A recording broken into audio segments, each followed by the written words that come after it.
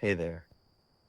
If you're listening to this right now at this late hour when the house is finally quiet and the outside world has settled down for the night, I just want you to know that you don't need to be anywhere else. You don't need to be doing anything productive.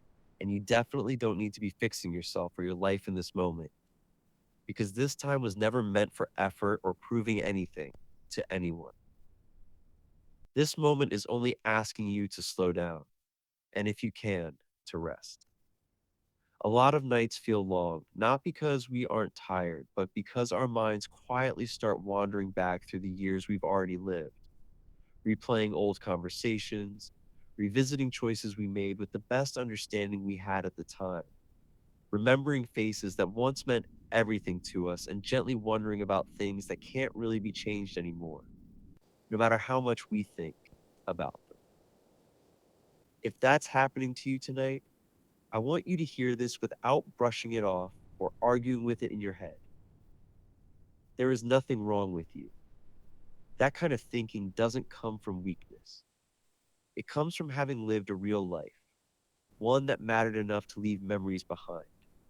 As we get older, silence starts to feel different than it did when we were younger. Back then, silence felt awkward, empty, something we tried to fill as fast as possible.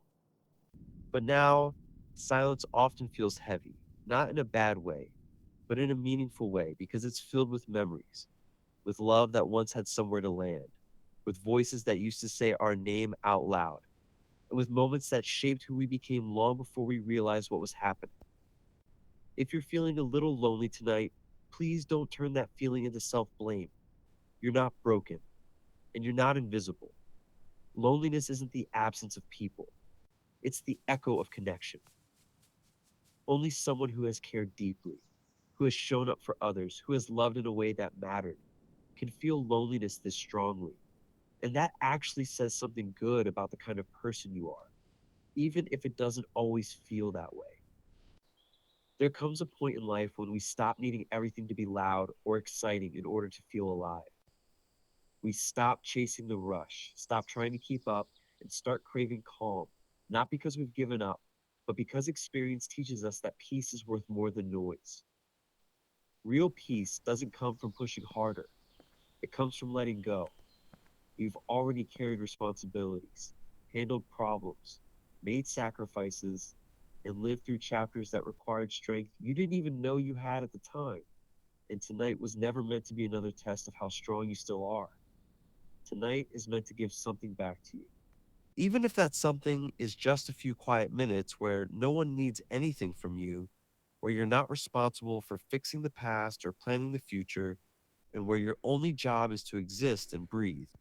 If you can, think back to evenings from long ago when life moved a little slower, when people sat together without checking the clock every few minutes, when conversations didn't rush toward conclusions, and when nightfall felt like permission to finally pause. That feeling didn't disappear.